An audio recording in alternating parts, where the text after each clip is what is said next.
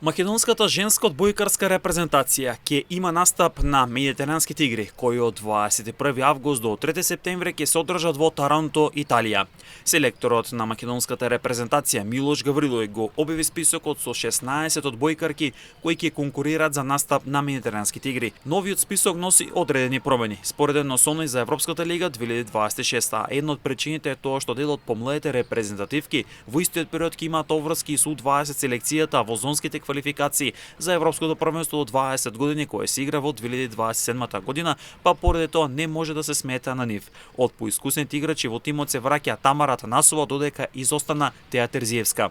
Репрезентативниот дрес ќе го носи и Стефанија Кипријановска од екипата на Младо Сугодо од Штип, која игра на позицијата среден блокер заедно со Иво Стојковски од Наковски волеј и Марија Василевска од Работнички. Техничари ќе бидат Ериони Јунузи, Јана Балов и Софија Пандава, коректори ќе бидат Мери Бошковска, Теја Милевска и Мила Дикова. На позицијата примач ќе бидат Лилја Ковачевик, Ана Фасулева, Добрина Хаџитосева, Карија Трифуновска и Тамара Танасова. Либера ќе бидат Емилија Попјордановска од екипата на Газели волеј и Наница Антеска од екипата на Јанта волеј Кисела вода.